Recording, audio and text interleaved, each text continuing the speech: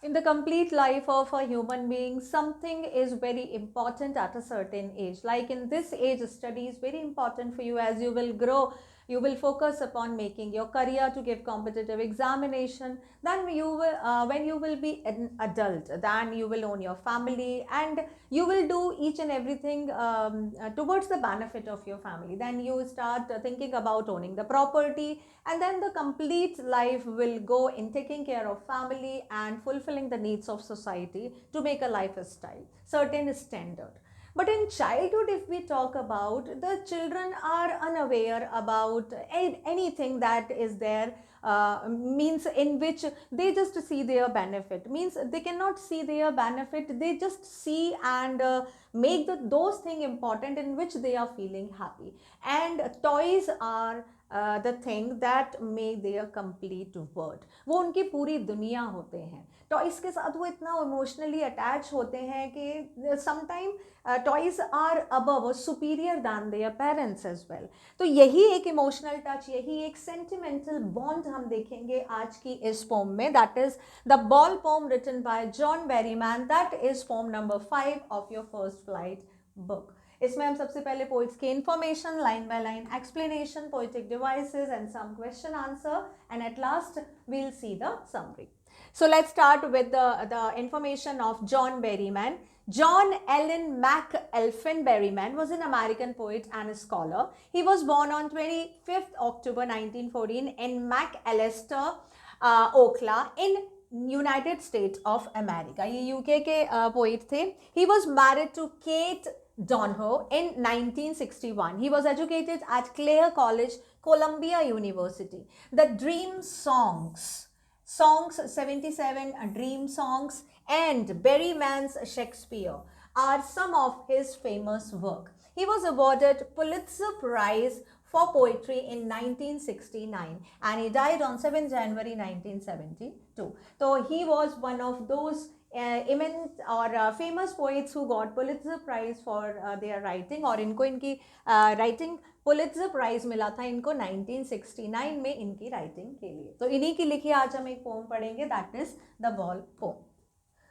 सबसे पहले देखते हैं stanza number 1. What is the boy now who has lost his ball, what is he to do? I saw it go merrily bouncing down the street and then merrily over there it is in the water.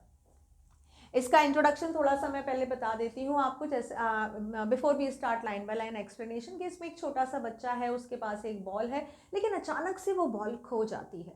जब वो ball खो जाती है तब उसको ये एहसास होता है कि वो बॉल उसके लिए कितनी इम्पॉर्टेंट थी. Then he started reminding about those memories that he had spent with the boy, with that ball at different places, and suddenly he started feeling gloomy. Okay, as earlier he used to be very cheerful, very happy and like the company of ball, playing with the ball, but now if we see, then the condition is totally contrast. He was really missing his ball. He visited those places where he used to play with the ball. ये सारी चीज़ें हम देखेंगे, और last में उसको किस चीज़ के बारे में पता चलता है, जो इस पोम का रियल मैसेज भी है, वो हम देखेंगे कि कैसे उसको ज़िंदगी की सच्चाई के बारे में पता चलता है, कैसे उसको पता चलता है कि चीज़ों को इम्पॉर्टेंस देनी चाहिए, लेकिन उनके खोने के बाद नहीं, जब वो हमारे पास होती हैं तभी. क्योंकि जब एक बार वो चली जाती हैं तो वो फिर वापस कभी नहीं आ सकती, और जो चीज़ खो जाती है उसकी जगह कोई दूसरी भी नहीं ले सकता, क्योंकि हर चीज़ की अपनी कोई इंपॉर्टेंस होती है. तो यही इस पोम में बताया गया है, एक डायरेक्ट और इनडायरेक्ट मैसेज दिया गया है. छोटे से बच्चे के थ्रू पोइट ने हमें बताने की ये कोशिश की है कि जो भी चीज़ हमारे पास है उसको हमको टेक केयर करना चाहिए, उसकी कदर करनी चाहिए. चलो स्टार्टिंग लाइन है, what is the boy now who has lost his ball. So अब इस बॉय के बारे में है कि वो लड़का कैसा है जिसकी बॉल अब खो चुकी है. what is he to do? अब वो क्या करता है? I saw it go merrily bouncing down the street and then merrily over there it is in the water. Now I, यहाँ पे I कौन बोल रहा है? स्पीकर. जो ये स्पीक कर रहे हैं वो रीडर से क्या बोल रहे हैं कि भाई मैंने देखा है कि वो जो बॉल थी वो बाउंस करती हुई, मैरीली इज कॉल्ड हैप्पीली, कि वो कैसी, ऐसा लग रहा था कि वो बहुत हैप्पीली जा रही है, बहुत खुश है. बाउंसली is called jumping.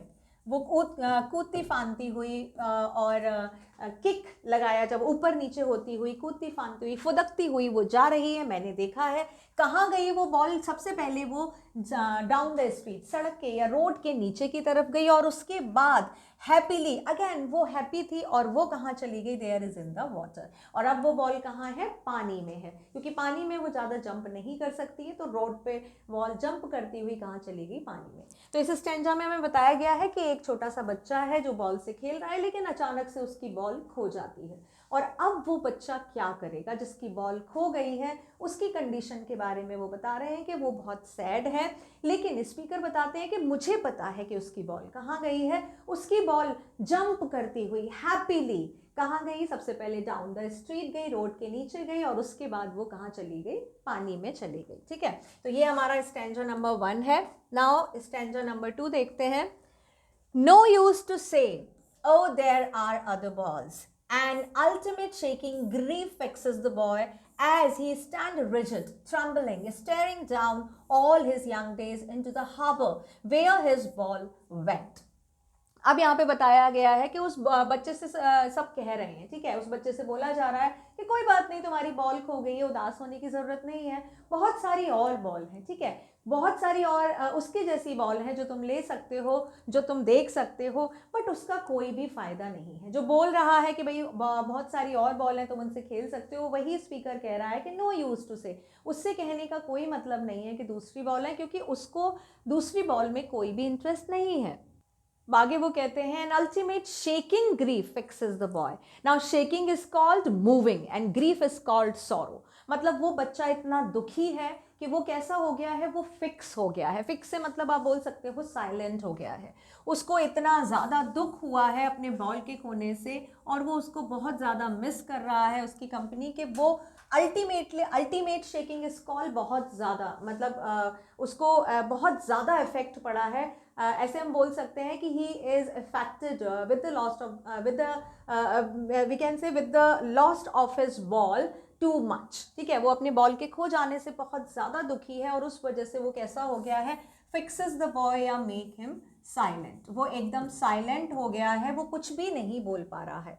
As he stand rigid trembling staring down, वो एकदम कैसा हो गया है? रिजिड हो गया है। रिजिड इज कॉल्ड, आप बोल सकते हो फिक्स हो गया है। फिक्स मतलब एक तरह से जिद्दी हो गया है, वो उसको स्टिल हो गया, स्टिफ हो गया है, बहुत ज़्यादा फिक्स हो गया या स्टिफ हो गया, उस पर किसी चीज़ का ऐसा लग रहा है कि उस पर किसी चीज़ का कोई भी असर नहीं हो रहा है।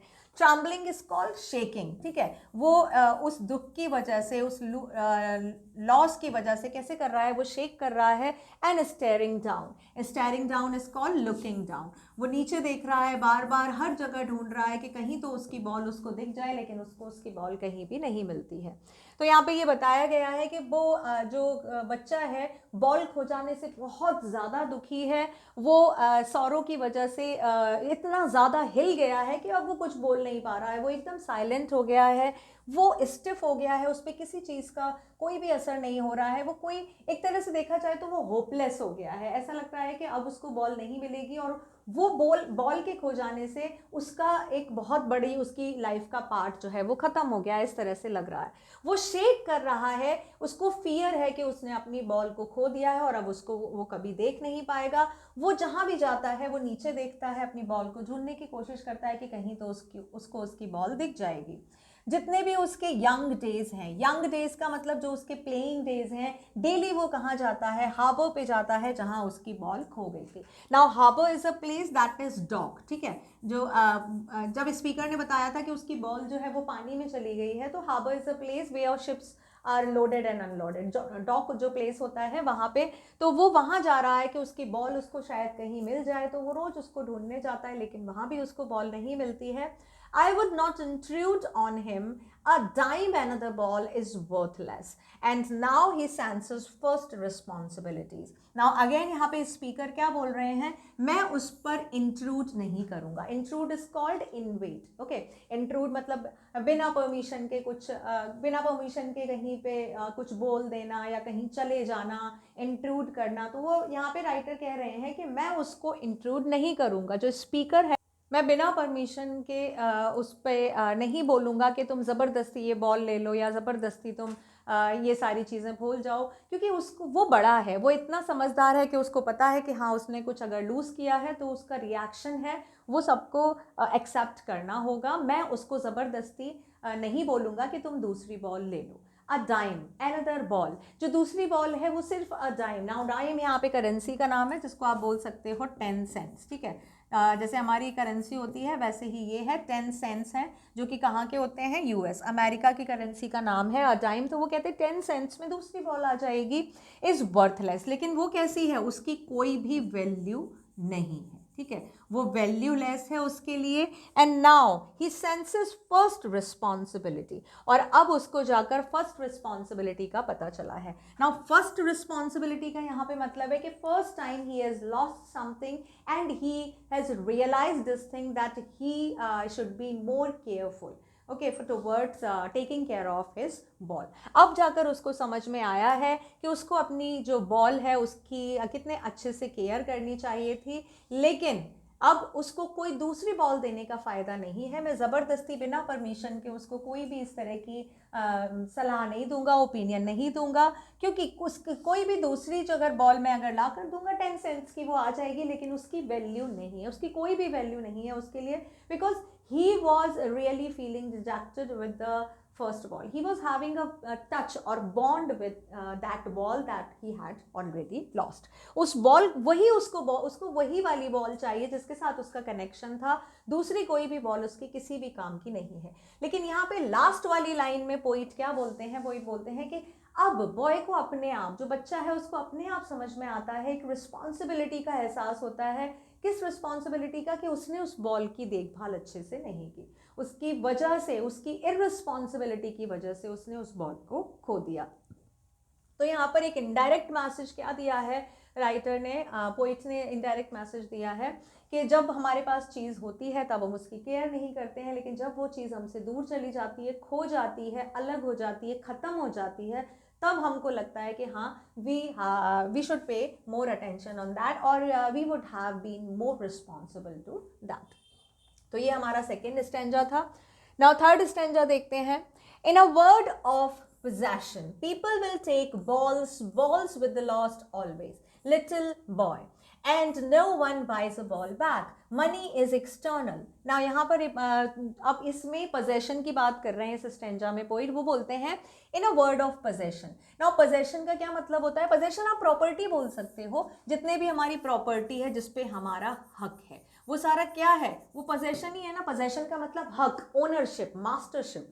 तो ये वर्ड कैसा है, ये मास्टरशिप का है, ओनरशिप का। ये घर मेरा है, गाड़ी मेरी है, ये बैंक बैलेंस मेरा है, ये मेरा। अगर छोटे छोटे बच्चों की बात करें तो वो भी कहते हैं कि ये पेन मेरा है, ये इरेजर मेरी है, ये कॉपी मेरी है, ये स्कूल मेरा है। ये पूरा जो वर्ड है उसमें each and every one is trying to show their possessions, ठीक है, on different different materialistic thing. जो लोग हैं will take ball and balls with not always. Balls यहाँ पे किसके लिए बोला गया है, मटीरियलिस्टिक थिंग्स के लिए, ठीक है। जितनी भी मटीरियलिस्टिक थिंग्स होती है, मटीरियलिस्टिक थिंग में सारी चीज़ें आ गई, जितनी भी गुड्स होती हैं जो हम यूज़ करते हैं, ठीक है। तो ये जितनी भी चीज़ें हैं ये आप लोग बार बार खरीद सकते हो, ये बार बार ख़राब होंगी, आप बार बार खरीद सकते हो, और ये बार बार खोएंगी भी, ठीक है। ये खराब हो जाएंगी या टूट जाएंगी या खो जाएंगी और आप फिर से उनको ले सकते हो, और फिर आप बोल सकते हो कि हाँ ये मेरी चीज़ थी जो टूट गई है, और ये दूसरी चीज़ जो मैं लाया हूँ ये भी मेरी है। तो यहाँ पे हम सब अपनी ओनरशिप दिखा रहे हैं। अब यहाँ पे वो लिटिल बॉय के बारे में बता रहे हैं कि लिटिल बॉय भी एक ऐसा था जिसके पास एक मटेरियलिस्टिक चीज़ थी, वो क्या थी, बॉल, और उसकी बॉल भी खो गई। लेकिन दूसरी बॉल उसके लिए उसकी वैल्यू नहीं है, क्योंकि जो वैल्यू उसके लिए पहली बॉल की थी वो वापस नहीं आ सकती। No one buys a ball back, कोई भी चीज़, कोई भी आदमी उस बॉल को वापस नहीं ला सकता। मतलब जो चीज़, यहाँ पे बहुत बड़ा एक इनडायरेक्ट मैसेज दे रहे हैं पोइट, वो ये कह रहे हैं कि जो भी चीज़ एक बार आपने खो दी उसके जैसी आप ला सकते हो, उसकी तरह की बहुत सारी चीज़ें आपको वापस मिल जाएंगी, लेकिन एक्चुअल में जो चीज़ खोई है आप उसको दोबारा से वापस नहीं ला सकते। यहाँ पे ट्रस्ट की बात भी की गई है कि when you are losing the trust on someone या of someone, then you can make up that again, but there can be a not again, ठीक है, एक आर्ग्यूमेंट की या एक बोलना चाहिए एक मिसमैच की या एक डिटैचमेंट की एक नॉट पड़ जाती है, ट्रस्ट वापस आ जाएगा लेकिन पहले के जैसा नहीं होगा। ये एब्स्ट्रैक्ट थिंक हुआ। यहाँ पर मटीरियलिस्टिक थिंक की बात करें तो जो भी चीज़ आपकी खो जाती है आप उसके जैसी दूसरी ले आते हो लेकिन वो चीज़ वापस नहीं आ सकती। सेम यहाँ पे बोला है कि उसके जैसी बहुत सारी बॉल ला के दे सकते हैं लेकिन वो बॉल कोई भी उसको वापस ला के नहीं दे सकता क्योंकि वो बॉल खो चुकी है। Money is external. Now external is called that is in the physical world, जो इस physical world में है। Money कभी भी internal नहीं हो सकता। Internal is something that you can own always, permanent throughout your life. But money is external, आज है कल नहीं होगा, अगर आज नहीं है तो कल हो सकता है, किसी के पास ज़्यादा है किसी के पास कम है, जो आज बहुत सारा जिसके पास पैसा है हो सकता है कल उसके पास बिल्कुल भी पैसा ना हो, किसी के पास बिल्कुल भी नहीं है, किसी के पास थोड़ा थोड़ा थोड़ा थोड़ा या ज़रूरत से ज़्यादा है। तो मनी एक एक्सटर्नल चीज़ है जिसको आप हमेशा के लिए अपना बनाकर नहीं रख सकते। He is learning well behind his desperate eyes the epistemology of loss, how to stand up knowing what every man must one day know and most know many days how to stand up. He is learning, यहाँ पे speaker कह रहे हैं कि वो सीख रहा है, धीरे धीरे सीख रहा है। उसको पता है कि भाई उसकी जो डेस्परेट आइज है, desperate is eyes sad eyes या सोरोफुल आइज जो है उनके पीछे क्या है, सबको पता है कि भाई हाँ इसने कोई चीज़ खोई है। तो मीन्स लेट हिम लर्न। ऐसा नहीं है कि आपने तुरंत दूसरी बॉल लाकर दे दी और उसको क्या लगा कि हाँ उसने वो चीज़ नहीं सीखी। Means the real meaning of losing something. तो यहाँ पे स्पीकर कह रहे हैं वो धीरे धीरे बड़ा हो रहा है, वो सीख रहा है, उसकी जो सैड आइज है उसके पीछे ये देखा जा सकता है। वो इतना उदास क्यों है, क्योंकि उसको लग रहा है, वो फील कर रहा है कि हाँ उसने कुछ मिस्टेक की है, कुछ रिस्पॉन्सिबिलिटी दिखाई है जिसकी वजह से उसने कुछ खो दिया है। The epistemology of loss, epistemology is called knowledge. ठीक है, नॉलेज का किसकी, लॉस, लूज, खोने का क्या दर्द होता है, खोने पे आपने क्या चीज़ सीखी है उसको उसकी नॉलेज होनी है, क्योंकि पहली बार उसने कोई चीज़ खोई है, उसको पता चलेगा कि कोई चीज़ खो जाने पर कितनी ज़्यादा तकलीफ होती है और उसको इस चीज़ का ज्ञान मिला है। हाउ टू स्टैंड अप, और उसके बाद खो जाने के बाद फिर से वो कैसे खड़ा होता है। हाउ टू स्टैंड अप का मतलब how he was regaining the confidence, regaining the confidence, confidence किस चीज का कि yes he is not going to show their irresponsibility again। खो गई चीज उसने सीखा और फिर दूसरी चीज को ना खोने के लिए वो फिर से रिस्पॉन्सिबल हो जाएगा। Knowing what every man must one day know, वो उसको सीख रहा है। ये नोइंग किसके लिए आया है, बच्चे के लिए आया है कि वो सीख रहा है। ही इज नोइंग, क्या नोइंग, कि जो हर चीज जो हर आदमी को एक दिन सीखना है, हर आदमी को एक दिन द एपिस्टेमोलॉजी ऑफ लॉस ये सीखना है, हर आदमी को एक दिन responsibilities towards the materialistic and abstract thing in this world वो सीखना है, वो भी वही सीख रहा है। And most know many days how to stand up, और बहुत सारे लोग जानते हैं कि दोबारा से चीज़ों को खोने के बाद कैसे वापस खड़ा हुआ जाता है। जब आप किसी चीज़ को खो देते हो तो आप एक तरह से शैटर्ड हो जाते हो, बहुत ज़्यादा वीक हो जाते हो, बहुत ज़्यादा कमज़ोर हो जाते हो, फ्रिजाइल हो जाते हो। लेकिन धीरे धीरे धीरे धीरे time is a kind of remedy that gives you strength to stand up again. फिर से आप सीखते हो, इंपॉर्टेंट समझते हो और दोबारा से वो रिस्पॉन्सिबिलिटी शो नहीं करते हो। सेम यही इस बच्चे के साथ हो रहा है। तो हम बोल सकते हैं सेकेंड स्टैंजा में जो नेगेटिविटी, जो होपलेसनेस दिखाई थी, वो थर्ड स्टैंजा में पॉजिटिव चेंज दिखाया है पोइट ने कि भाई खो गया है तो ठीक है, लेकिन बच्चे को समझ आ गया है कि उसको अब दूसरी चीज़ नहीं खोनी है, उसके लिए उसको रिस्पॉन्सिबिलिटी दिखानी है। और यही हम सबको भी करना है, कोशिश करनी है कि हमसे कोई चीज़ ना खोए, लेकिन अगर खो जाती है तो हमको हार नहीं माननी है, दोबारा से हमको खड़े होना है, दोबारा हमको अपनी चीज़ों की देखभाल करनी है और ज़्यादा रिस्पॉन्सिबिलिटी दिखानी है। ठीक है, चलो अब हम इसके फटाफट से पोइटिक डिवाइसेस डिस्कस कर लेते हैं। सबसे पहले स्टैंजा नंबर 1 की पोइटिक डिवाइसेस। राइम स्कीम इसमें कोई भी नहीं है, ये फ्री वर्ड्स में लिखी गई है, इसमें सारे वर्ड्स है, कोई भी एक दूसरे से राइम नहीं कर रहा है। फर्स्ट वर्ड है, फर्स्ट लिटरेरी डिवाइस है आपकी anaphora. It is the repetition of the word at the start of the two or more consecutive lines. Same word का लाइन के स्टार्टिंग में जब रिपीटेशन होता है सीक्वेंस वाली लाइन में, वहां एनाफोरा होता है. जैसे what is the boy now, who has lost the boy, what. अब देखो ये लाइन है जो फर्स्ट, ये what से स्टार्ट है, सेकेंड लाइन भी है वो what से स्टार्ट है, तो दोनों ही में क्या होगा, anaphora. I hope it is clear. Next, merrily bouncing down the street and then merrily over and there it is in the water. ये नंबर 2 लिख देती हूँ मैं यहाँ पे, ठीक है. यहाँ पे दो है लिटरेरी डिवाइसेस, ये हो गई नंबर 1 एनाफोरा और ये हो गई नंबर 2 एनाफोरा, राइट. यहाँ पे देखो ये लाइन में आ रहा है मैरीली और यहाँ पे भी आ रहा है मैरीली, यानी कि ये दोनों बिल्कुल सेम है. यहाँ पे भी क्या है, एनाफोरा लिटरेरी डिवाइस. नेक्स्ट आती है आपकी assonance. Assonance, prominent sound of vowel O. What is the boy now who has lost his ball? इसमें रिपीटेशन किसका होता है, किसी भी वॉल साउंड का रिपीटेशन होता है. किसी भी लाइन में देखो यहाँ पे ओ का रिपीटेशन है, ये बॉय नाउ हु लॉस्ट, ठीक है, हिज बॉल. तो यहाँ पे ओ का रिपीटेशन बार बार हो रहा है, तो यहाँ पे कौन सी लिटरेरी डिवाइस है, एसोनेंस. ए का अगर आप देखो तो ए का भी रिपीटेशन है, ये रहा व्हाट में ए आया है, हैज में ए आया है एंड ए में ए आया है. तो यहाँ पे ओ भी लिख सकते हो और आप क्या लिख सकते हो, यहाँ पर ए भी लिख सकते हो. दोनों का ही रिपीटेशन हुआ है. Fine, I hope it is clear. Assonance. Next चलते हैं, imagery. Now, the poet has given the visual description, merrily bouncing down the street and merrily over there is in the water. Image का मतलब, visual description मतलब ऐसा लग रहा है आपको आपके सामने ये चीज़ें हो रही हैं, आपका दिमाग इमेज बनाने लगता है. जब हमने बोला बाउंसिंग तो आप दिख जाता है कि हाँ बॉल बाउंस कर रही है, नीचे जा रही है, तो यू कैन इमेजिन हाँ बॉल जो है वो रोड पे नीचे जा रही है. जब वो वाटर में जा रही है तो भी आपको लग रहा है. तो इन लाइनों में क्या है, इमेजरी लिटरेरी डिवाइस है. नेक्स्ट देखो repetition. Repetition, the word what has been repeated. What line में 2-3 बार रिपीट हुआ है तो यहाँ पे लिटरेरी डिवाइस होगा, यानी एक वर्ड अगर एक लाइन में एक से ज़्यादा बार आता है पास तो वहाँ पे रिपीटेशन होता है. नेक्स्ट आता है पर्सोनिफिकेशन. यहाँ पे मैं दिखा देती हूँ आपको, ये इस लाइन में है व्हाट, इस लाइन में है हमारा रिपीटेशन, ठीक है. रिपीटेशन लिटरेरी डिवाइस है यहाँ पर.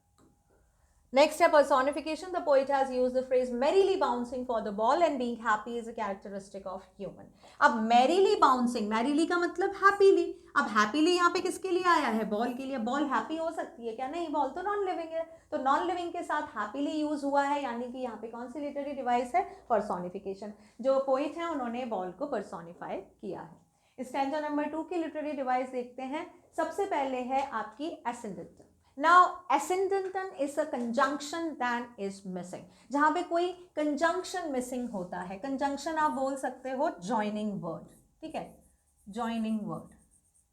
जो joining word लिखे जाते हैं, joining word हो सकता है, joining phrase हो सकता है. तो यहाँ पे missing है a dime another ball is worthless. यहाँ पे conjunction a dime और उसके बाद कॉमा लगाया है, बिसाइड्स यूजिंग अ कंजंक्शन. यहाँ पे अनदर बॉल कॉमा लगाया है, इज वर्थलेस. अ डाइम अब यहाँ पे आना चाहिए था, अगर यहाँ पे ये होता a dime for an another ball is worthless, then यहाँ पे हो सकता था कि हाँ यहाँ पे नहीं होता. लेकिन कंजंक्शन का जब एब्सेंस होता है तो वहाँ पर लिटरेरी डिवाइस होती है एसेंडेंट, ठीक है. एसेंडेंट यहाँ पे लिटरेरी डिवाइस है, यानी कि कंजंक्शन का यहाँ पे क्या है, मिस्ड है, कंजंक्शन मिस्ड है और उसकी जगह कॉमा यूज किया गया है. Next is repetition again. Repetition literary device, the word ball has been repeated. Ball का जो यूज है वो 2 बार किया गया है लाइन में, वहां पर रिपीटेशन लिटरेरी डिवाइस है. अभी देखते हैं यहाँ पे कहाँ पे है बॉल. फर्स्ट लाइन में यहाँ पे आती है हमारी ball and then ball went intrude on him dime ball and now he senses responsibility. ये देखो यहाँ पे ball and ball 2 bar use हुआ है. अगर हम इस लाइन को देखेंगे, ये सेमी कोलन के बाद कॉमा है, इसको हम 1 लाइन कंसीडर करेंगे तो यहाँ पे बॉल का रिपीटेशन हुआ है, ठीक है. तो यहाँ पे लाइन नंबर 3 और 4 में बॉल का रिपीटेशन है, यहाँ पे लिटरेरी डिवाइस होगी repetition. Now poetic device alliteration. Third stanza में सबसे पहली है alliteration. repetition of the consonant letter in the starting, that is buys a ball back. यहाँ पे इस लाइन में देखो आप buys a ball back, यहाँ पे B, B and B, तो यहाँ पे किस लेटर का रिपीटेशन है? B का रिपीटेशन हो रहा है. Next is assonance, prominent sound of vowel sound E. यहाँ पर ई का रिपीटेशन हो रहा है, जो वॉल साउंड है ई, लर्निंग में ई है, वेल में ई है, बिहाइंड में ई है, डेस्परेट में 2 बार ई है, आइज में 2 बार ई है, डेस्परेट में 3 बार है. तो again and again repetition of vowel sound E है इस लाइन में, तो कौन सी होगी? Assonance literary device. Next is again repetition literary device. The word ball has been repeated. Ball has been repeated again. यहाँ पर देखते हैं हमने कहाँ है बॉल हमारी? In the word people take ball balls. ठीक है, तो इस लाइन में 2 बार बॉल रिपीट हुआ है, यहाँ पर होगा रिपीटेशन. ये मैं वाइट से लिख देती हूँ so that you can repetition. वैसे अब तो आपको समझ में आ गया होगा. ये आप अपनी बुक में मार्क कर सकते हो, ये जितनी भी हैं ये आप अपनी बुक में मार्क कर सकते हो. उस लाइन के अंडरलाइन करो और अंडरलाइन लिख करने के बाद और वो जो लिटरेरी डिवाइस है उसका नाम लिख दो, आपको समझ में आ जाएगा. बार बार करोगे तो आपको निकालना आ जाएगा. Now next literary device देखो, symbolism. Here ball is a symbol of childhood which is lost, cannot be brought back.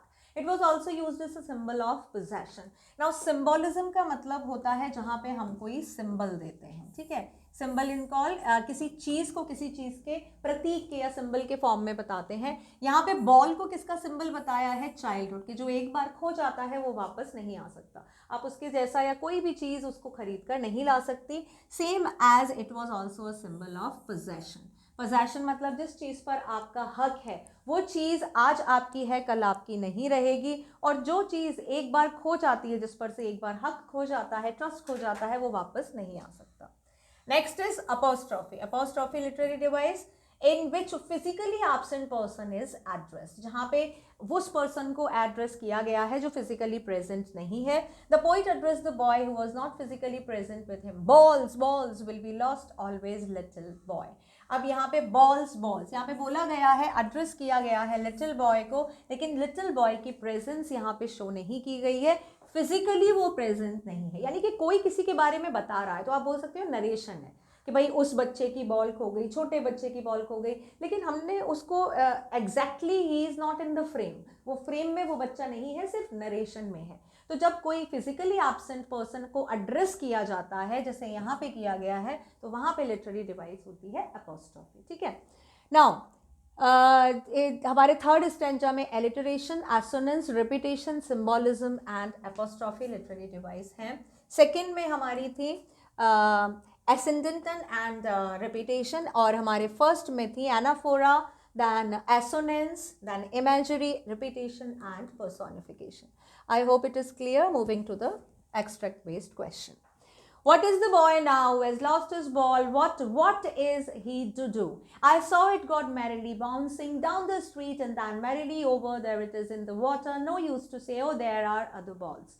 What has happened to the boy? क्या हुआ है boy के साथ? Boy has lost his ball. Next is, why does the poet say no use to say, oh, there are other balls? क्यों नहीं है उससे कोई use कहने का कि there are other balls? Because the other balls are worthless for him. Which word means happily? Happily का मतलब merrily. Merrily का मतलब है happily. Where did the ball go? Ball कहाँ चली गई है? Ball कहाँ चली गई है? Ball नीचे चली गई है. Down the street and then in the water. तो पहले नीचे गई और बाद में वो water में चली गई है. Next is, he senses first responsibility in the word of possessions. People will take balls, balls will be lost always. Little boy and no one buys a ball back. Money is external. What does the boy understand? The boy understands that once you lose something, you cannot get that back again. What does the word balls signify? यहाँ पे balls का क्या मतलब है? अभी हमने पढ़ा था balls का मतलब क्या symbol था? ball का मतलब possession या childhood. Next is, what is meant by the word possession? Possession का मतलब क्या होता है? Possession का मतलब when you are owning something, when you are the master of something, when you are owning a property, तो उसका मतलब होता है possession. What does in a word of possession mean? In a word of possession means in the physical world. In this external word, उसका मतलब है word of possession. ये materialistic word है, इसको बोला गया है वर्ड ऑफ पोजेशन, जहाँ पे जितनी भी मटीरियलिस्टिक चीज़ें हैं उन पर लोगों का पोजेशन होता है, ठीक है। Now some short type question, write the sum and substance of the poem the ball poem. Now some क्या उसका थीम या क्या उससे मैसेज मिलता है, क्या उसका सेंट्रल आइडिया है, क्या आपने इस पोम से सीखा, वो पूछा गया है। The ball poem Berryman's tells us about how a childhood can quickly fly by as quickly as the ball lost, and how we sometimes unsuspectingly must grow up and face the hardship like loss. तो इस pome का मतलब है कि जो childhood बहुत प्यारी सी चीज़ है, ऐसी चीज़ है जो हमेशा संभाल कर नहीं रखी जा सकती, कितनी जल्दी उड़ जाती है, समय कितनी जल्दी बीत गया, हम कितनी जल्दी बड़े हो गए हैं, और इस तरह की जो चीज़ है समटाइम अनसस्पेक्टिंगली मस्ट ग्रो अप, मतलब बिना किसी सस्पेक्ट के हम ग्रो होते हैं, नहीं रोक सकते अपने आप को ग्रो होने से, और फिर हमको क्या फेस करनी पड़ती हैं, हार्डशिप लाइक लॉस। कौन सी हार्डशिप यहाँ पे बताई है, loss. When you are understanding the things, the possessions over the thing, and when you are losing your possession, that means you are having the loss. Money is external. What does the poet mean by this expression? क्या मतलब है इससे? The poet makes the boy understand about his responsibility as the loss is immarital.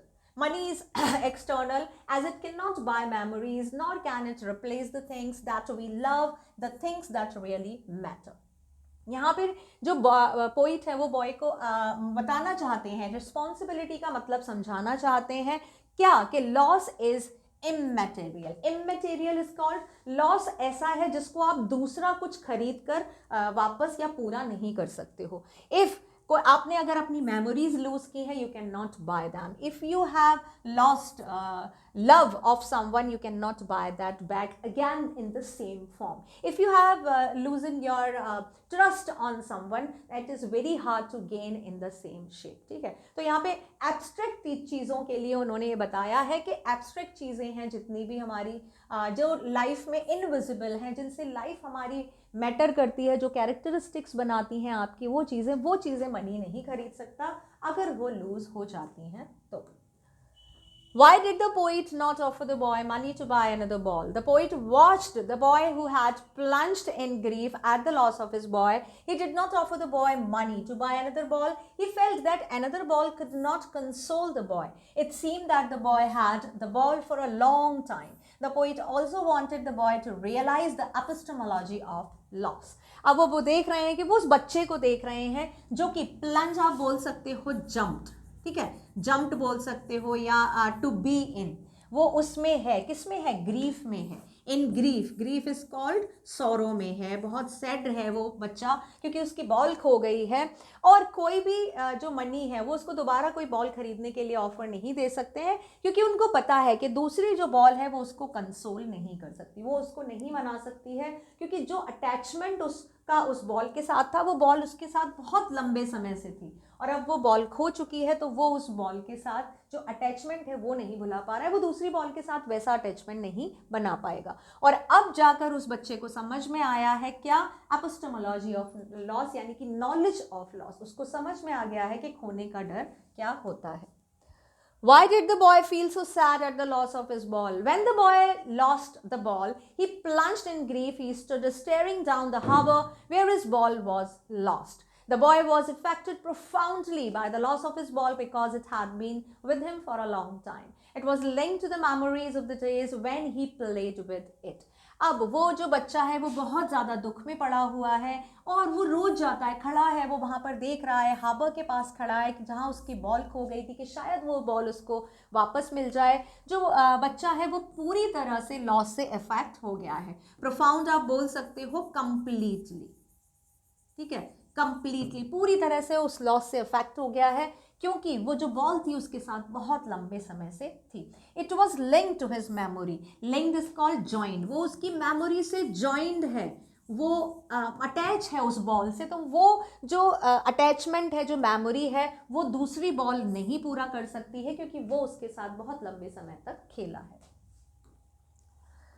Value based question देखते हैं एक, that is not from the text. Why it is important for everyone to experience loss and to stand up after it. It is important for everyone to experience loss and to stand up after it in order to be strong and to get on with the life. One needs to stay strong no matter how much it hurts inside. Staying strong is the only way to survive. Moreover, one needs to learn to accept and let go and not cling to something that they can never have. One should understand that the past is gone and it will never come back. Experiencing loss sometimes helps us to grow up and face the hardship like loss. It helps us in breaking all the boundaries into freedom. तो ये यहाँ पर क्या सीखा है हमने एक तरह से इस पोम से, वो पूछा है. तो पोइट कहते हैं कि लोगों के लिए किसी भी चीज़ को लूज़ करना, एक्सपीरियंस करना बहुत ज़्यादा ज़रूरी है. मतलब अगर आपने ज़िंदगी में कुछ भी खोया नहीं है तो आप सीख नहीं सकते हो, आप ग्रो नहीं कर सकते हो, आप रिस्पॉन्सिबल नहीं बन सकते हो.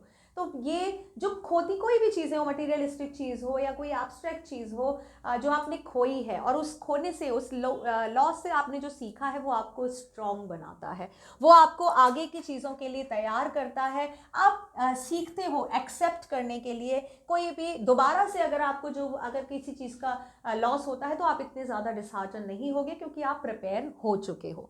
और ये जो चीज़ है आप इसमें समझ में आती है कि हाँ, कोई भी चीज़ जो जा चुकी है वो दोबारा वापस नहीं आ सकती. तो ये जो किसी चीज़ को खोना वो आपको हेल्प करता है बढ़ने में और हार्डशिप को, जैसे कि लॉस, उनको फेस करने में. ये जो है वो आपको हेल्प करता है, जो बाउंड्रीज हैं फ्रीडम की, to going towards this, breaking all the boundaries into freedom. हर चीज़ के लिए फ्रीडम नहीं मिल सकती है. Somewhere you have to show your responsibilities, you have to trap the things और you have to take all the things under your vigilance. हर चीज़ के लिए फ्रीडम नहीं हो सकती, ये हमको सीखने को मिलता है.